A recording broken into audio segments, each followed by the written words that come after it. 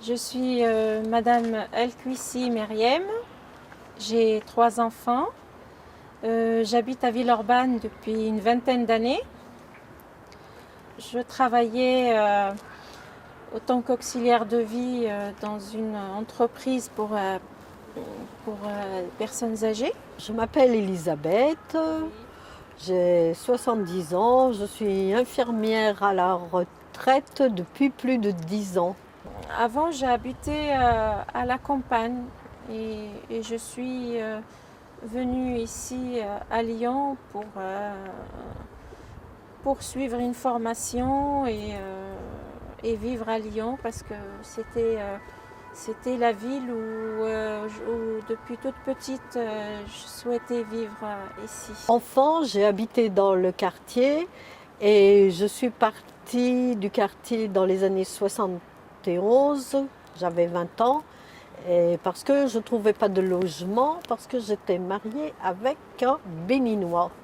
Et c'était très difficile de trouver du travail, un logement quand on était marié avec un étranger. Pour moi, les discriminations ont commencé depuis mon jeune âge. Quand je suis arrivée de l'Algérie à cette époque-là, j'étais une jeune adolescente. Je ne parlais pas beaucoup la langue française, je parlais très peu parce que j'ai étudié le français et l'anglais en Algérie, mais je ne parlais pas aussi bien.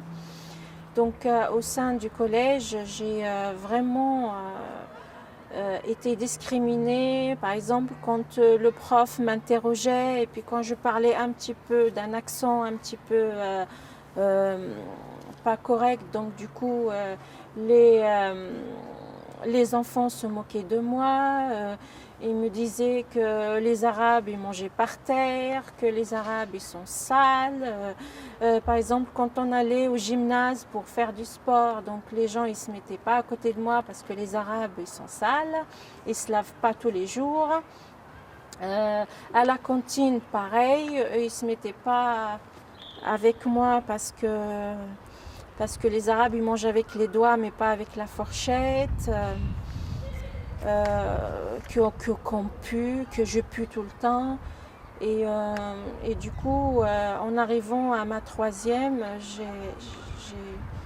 en tant qu'adolescente, ça m'a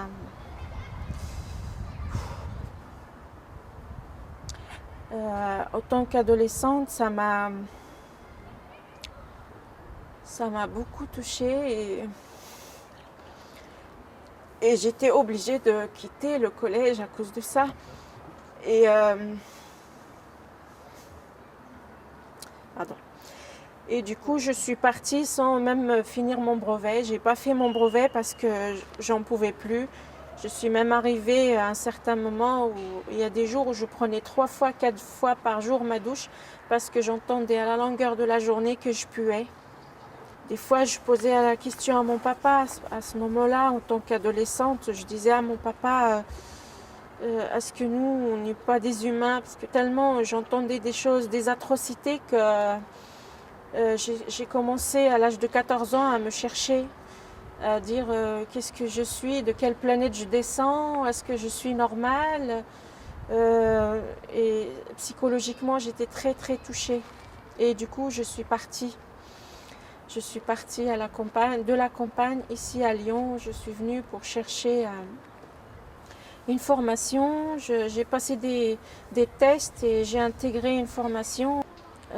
La discrimination, je la vis encore aujourd'hui. Hein. Elle fait partie de mon quotidien. Quand on allait demander un logement, il a fallu vraiment se battre et envoyer plusieurs dossiers et demander partout et faire du courrier partout, en sachant que moi et mon mari, on était salariés tous les deux et ça posait aucun problème. On avait un garant, on avait tout ça, mais on était refusés plusieurs fois. C'était très très très très difficile de, de trouver un logement comme tout le monde. Enfin, c'est un droit normalement à tous les citoyens français, quelle que soit leurs origines, mais pour moi, enfin pour nous en tant qu'immigrants, c'est un combat un combat qui est très grande haleine. Donc il faut faire le double des efforts pour trouver un logement. Et quand on trouve, c'est souvent même si on a un salaire égal à d'autres personnes, ils nous donnent toujours dans les endroits où il y a beaucoup d'immigrés, il y a beaucoup de... Voilà. Déjà, moi, c'était pas toujours facile parce que le fait d'être mariée avec un Africain, c'était déjà assez mal vu. Et donc ça me posait déjà des problèmes, mais quand on a 20 ans, on a assez de force pour rire de tout ça en fin de compte. Mais ce que je sais, à Lyon, en 67, j'ai commencé mes études d'infirmière. Et donc, c'est l'époque, il fallait être catholique, il fallait avoir beaucoup de qualités.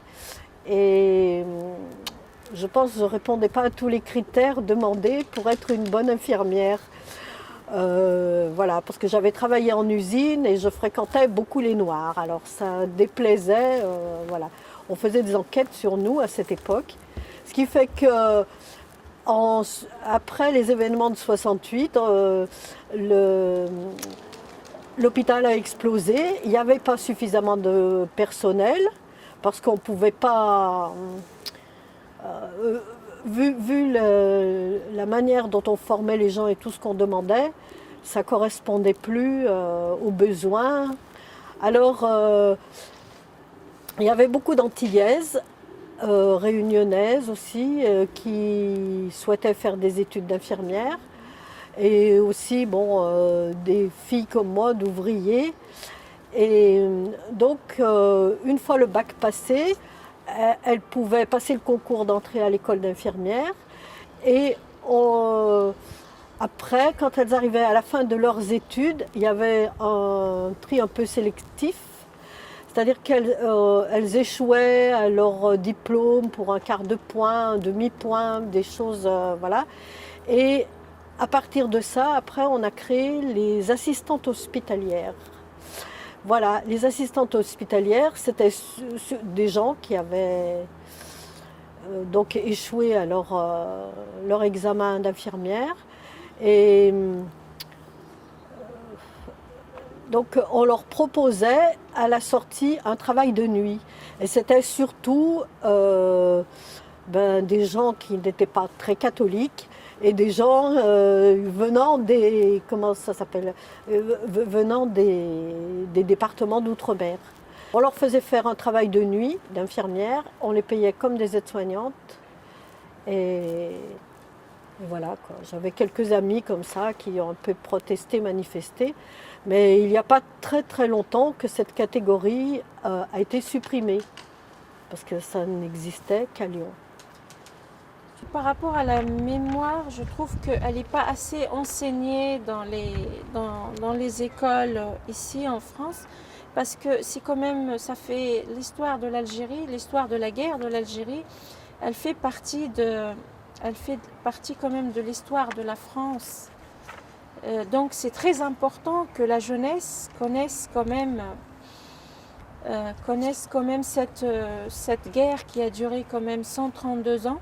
J'ai trouvé aussi que c'est dommage qu'au collège, en 3e, en 4e, qu'ils n'ont parlé jamais de l'histoire de l'histoire de la France, les pays dans lesquels elle a colonisé, comme le Sénégal, comme le Mali, comme le Maroc, comme l'Algérie, comme la Tunisie. Et il y en a d'autres pays aussi africains qu'elle a colonisés, mais la plupart, là, tout ça, c'est pas enseigné dans les programmes, dans les collèges. Ils trouvent que c'est quand même dommage. C'est quand même important que cette jeunesse connaisse l'histoire. Ça fait partie de l'histoire. C'est important pour eux. C'est peut-être pas, c'est l'histoire de leurs parents, leurs grands-parents, mais c'est important aussi de savoir pourquoi leurs parents et leurs grands-parents ils sont venus ici en France, émigrés ici en France, et comment ils sont venus, comment accueillis ici au début des années 60, dans les années 60-70. Tout ça, c'est important pour quelqu'un, pour qu'il puisse avoir des bases solides pour avancer dans la vie. Je devais avoir une dizaine d'années, 10-11 ans quand la rue Olivier de Serres a été construite. Et j'étais à l'école Berthelot où on a vu arriver tout. Elle a été construite surtout pour des logements pour les pieds noirs rapatriés d'Algérie. Et après, les enfants sont arrivés à l'école de Berthelot. Voilà. Et j'avais aussi des amis qui habitaient là. Leurs parents c'était des étudiants congolais qui venaient de Belgique pour faire des études ici en France. Donc ils étaient logés là, toutes les familles. Voilà.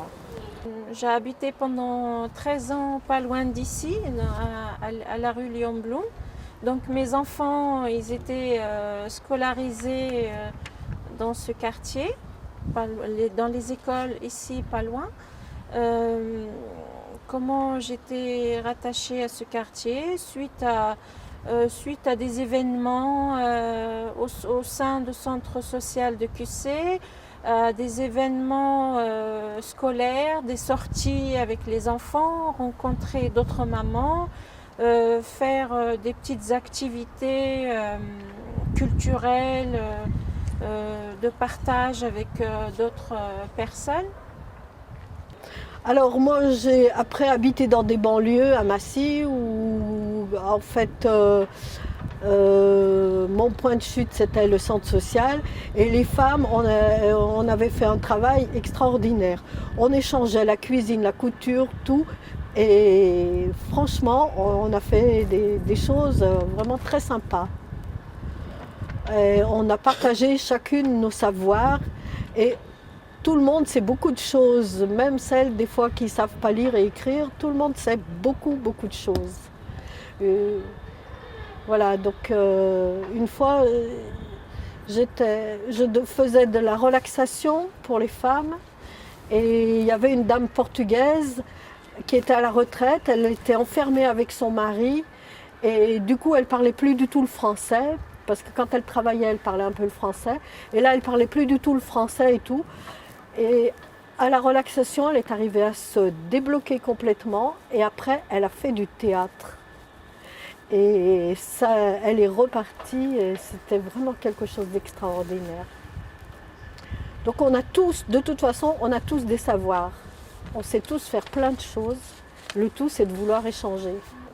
Malgré le regard et les discriminations que je vois tous les jours et je vis tous les jours, j'essaye de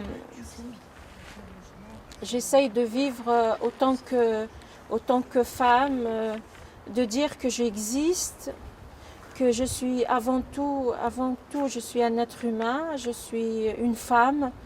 J'ai le droit aussi, autant qu'être humain, autant que femme, de faire des loisirs, de travailler, d'avoir ma dignité. J'ai le droit d'être différente. La différence, c'est une richesse. Je vis ma liberté autant que femme.